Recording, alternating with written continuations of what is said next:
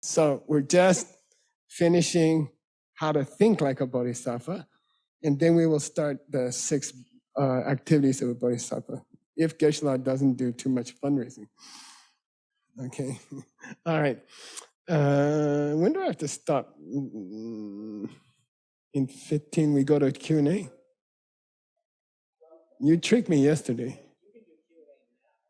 No, we didn't have any class. Okay. Yeah, we'll do 15 minutes, and then me and Stanley are gonna do a dance. Okay, right? So, no, don't get excited until you see it. Okay, Neljo Tamje Chiki Ja. Yesterday I taught you Neljo, and I'll give you not any money to tell me what's Neljo. Yeah, yoga. Okay, Neljo is the Tibetan translation of the Sanskrit word yoga. But there's 2 translation periods in Tibet.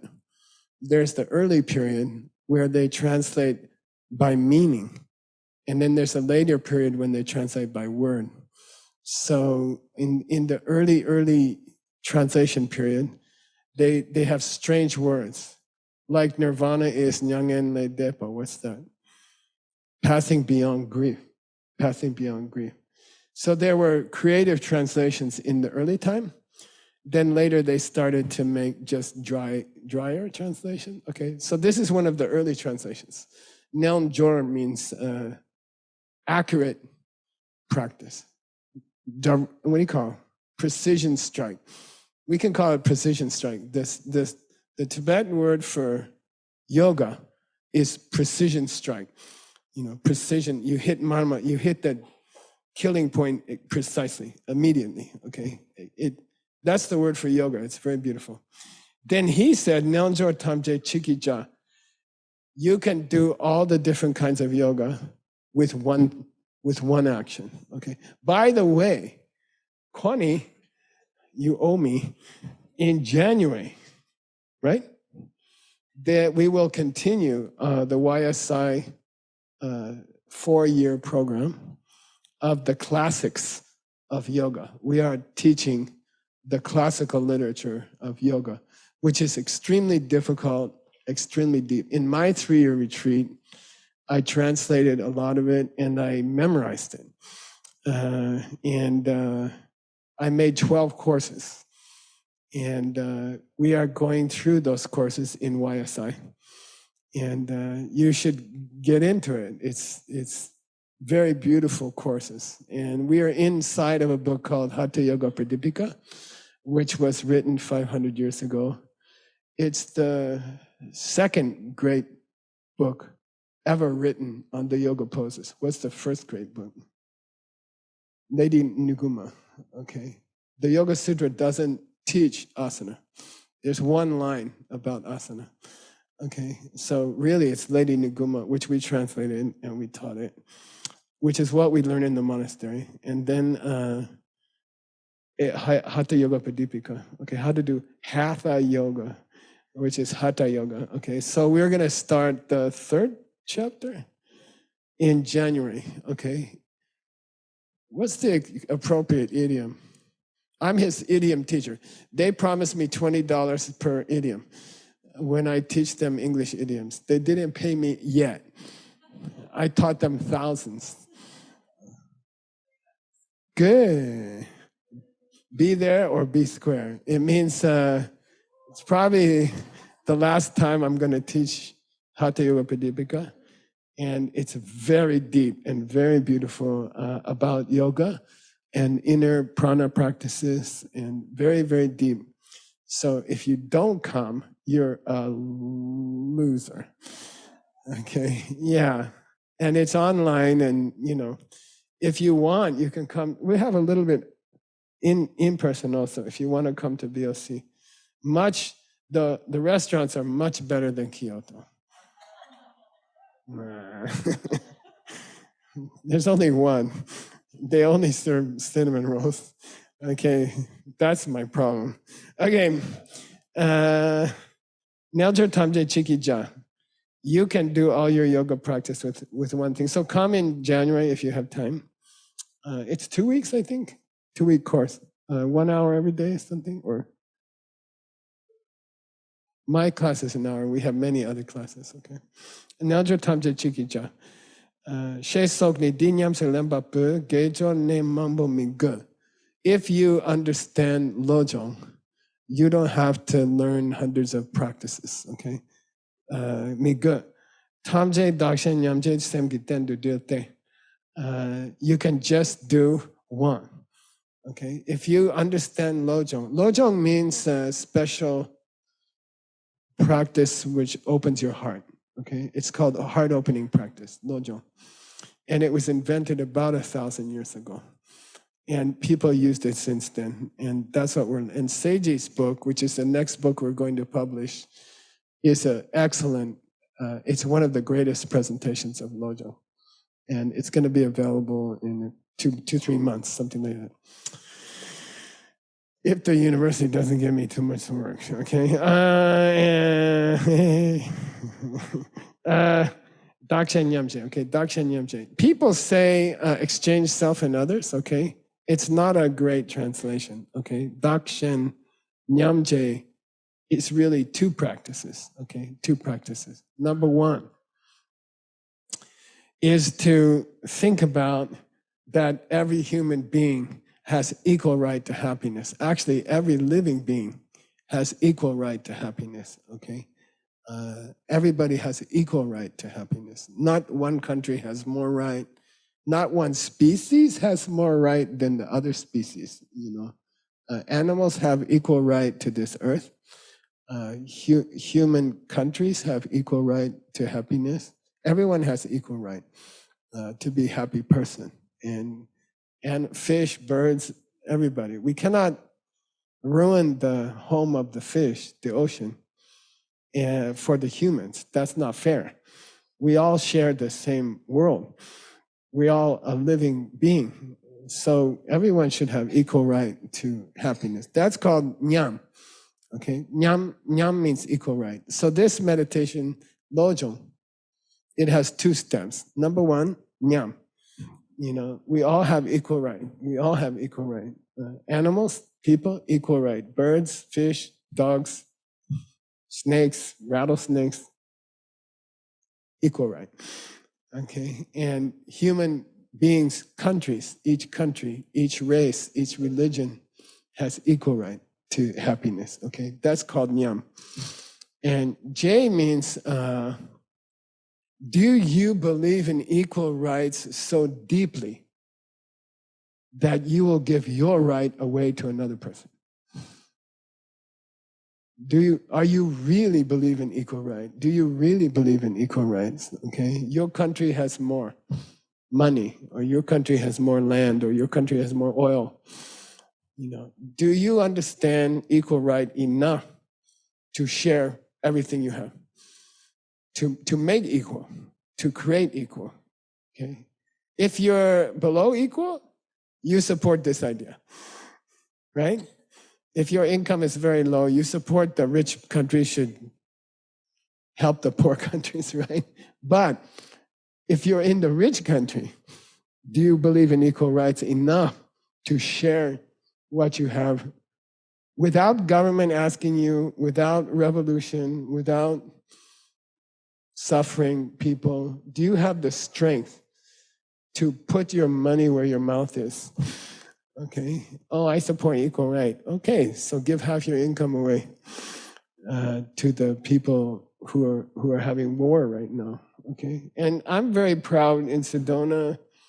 The people there are doing it. They're really doing it. Okay, they are supporting refugees. John Brady's project is all refugees for 35 years. What happens to refugees? When there's a war, refugees created. They go to other country. Everybody feels sad. Everybody donates for 6 months. Then they get tired. Or there's new refugees. Then they have to support the Gaza refugee or something. You know, there's a new refugees. And then it's very bad to be a refugee after 1 year or 2 years, because everybody moved to the next refugee. And the refugee who's still poor, still hungry, still don't have a place to stay, then they get real problems, okay? So we are supporting John Brady's project. Where is John Brady? We support them for 35 years. We are helping them for 35 years. We don't give them money. We have a policy. We don't give them money. We give them skills. We teach them computer work, and they make their own money. And they support themselves. If I die, if John dies, they will continue. They have a special skill. I was in New York. Me and John Brady did a fundraiser, 1997, something like that, at, what's it called? What's that famous cosmetics company?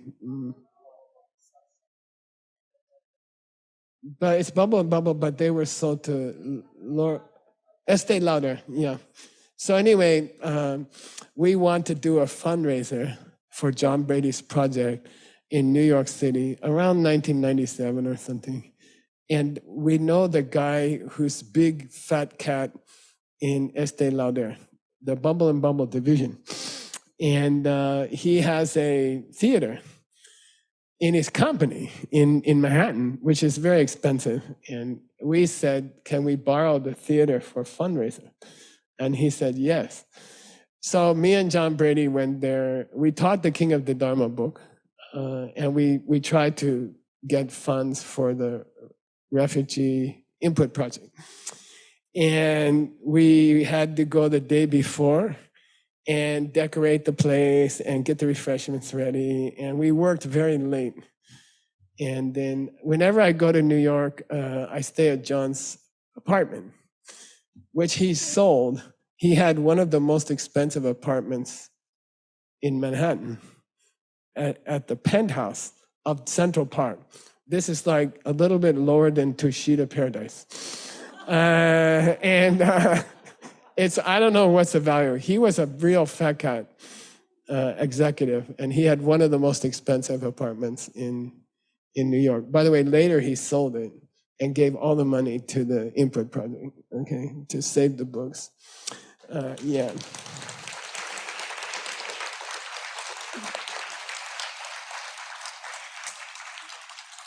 And a few years later, someone gave him a very expensive house in Sedona. I don't know why, okay? Anyway, so we went home and we were really tired, and you know, I said, he said, let's go to bed, and he had 2 rooms, and he had a, what do you call that kind of bed? A Murphy bed. The bed comes out of the wall. So I get on that bed, he gets on the couch, and I sleep there. And I said, you know, usually I'd like to have fresh orange juice in the morning. And he said, I don't have any oranges. And I said, well, can we get some? And he said, well, the stores are closed. It's midnight, you know. But there's a small fruit store. It's open all night, you know. So I went there, and I start to look at the fruit. Then there's 2 Asian ladies in the store, and they start talking Tibetan to each other. And I didn't say anything, you know, and I'm listening, you know, and I'm picking the oranges. And then I went to pay for the oranges, you know, and I said, where are you guys from? You know, and they said, we're from Tibet. And I said, wow, how you get a, what do you call it, visa? How you come to the United States? I thought you don't have passport. You are a refugee. And they said, yeah, we are a refugee, but we live in a special refugee camp in India. And I'm like, oh, what do you guys, what's it like? You know? And she said, well, it's very strange because we have a computer center in our refugee camp. And I said, what do you guys do? And they said, we take ancient books and we input them for this crazy 2 American guys, you know? And I'm like, really? And they said, yeah. And this is all in English, right? And then I didn't say anything. And I said, so how did you get a visa? They said, well, we learned programming because we have a computer center. And then we got a special visa for programmers. And we allowed to come to America. We got green card. I'm like, wow, that's a beautiful story, And then I said, did you meet those two crazy American guys? They're like, no, we never met them, I said, okay. I didn't say anything. But I went outside, I started to cry, because they said, those guys save our life. Those guys save our family, and,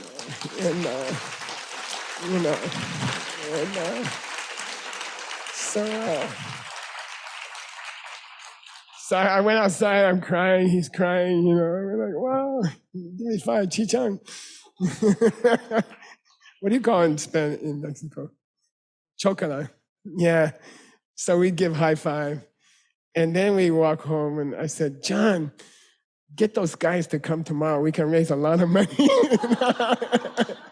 So he sent his assistant to the fruit store. And we told them, come tomorrow. Chiba kungureda. We told them, wear the Tibetan lady's beautiful outfit. Then no one can refuse money. So they came all dressed. And we had a big reunion and we're all crying and it was beautiful. Why I'm talking about that? Yeah, generally people don't help refugees after a year or after 2 years. And the feeling when you help a refugee is I'm giving you money and you should be grateful to me. And that's not lojong. Okay, that's not lojong. Lojong says, those refugees have a right to half of your money. They have a right to it. You cannot refuse them, okay? You must give it to them. It's theirs. Temporarily, somehow you got it. Somehow you got too much. But now, voluntarily, you have to share. It's very similar to the introduction of socialism in China. It's very similar. It's like time to share. And now everybody has to share what they have, and it's voluntary. Each person does it by themselves. And we call dakshen nyamje. Dakshen nyamje means you have equal right to my money. Everybody has equal right. Everybody should have equal income, equal house, equal car, equal income, okay? And if you do it voluntarily, you are practicing lojong, okay? No one tells you have to do it. There's no revolution. No one shoot you if you don't do it, okay? You do it from your heart. It's an inner revolution. And Geshe just mentions it once and you do it, right? And share what you have, okay? Share what you have. It's not yours, really. It's somebody else's, so you have to share. You don't have a choice. Don't give me this $5 for ACI thing. Come on. Share. Really share, okay? Really share. Don't give your extra. Okay, last story. Then Stanley gonna talk. My Lama, he had a bell. It's for a dog. It's a dog bell. When you ring the bell, the dog will come. Then he told me, when I ring the bell, you come. I'm like, whoa, And then he will. If he wants me, he will ring the bell. And I live downstairs. He lives upstairs. I built his house. That's what happened to my hands. So he lives upstairs. Then one day he rings the bell, and he says, get up here quick, and I'm like, okay. What was the story?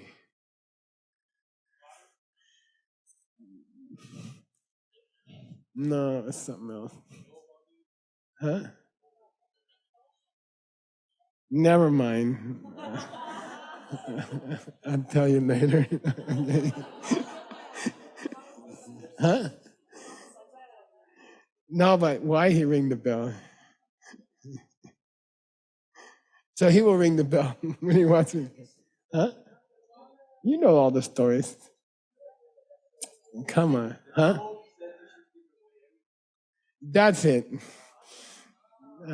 So he rang the bell, and then I run up, and the Pope, the Christian Pope, came to New York City. He came to Giant Stadium. This holds 60,000 people, and he's sitting in the middle. And he says, listen to this. This is really good, you know. And I'm like, okay. And the Pope said, at that moment, I don't know how my teacher know what he's going to say, but the Pope said, don't give your extra. Give half of everything. Don't give 2%, don't give 3%. Give half of everything you have. Give it, you know. I'm like, yeah. He's like, yeah, you know, okay. All right, that's what this lojong is saying, okay? And you don't need me to be your police. Just do it. Shut up and do it, okay? You don't have to tell anybody. I like to tell people because I'm a bragger. But you don't have to tell anybody. Just do it, okay? Just do it. It's the right thing to do, okay?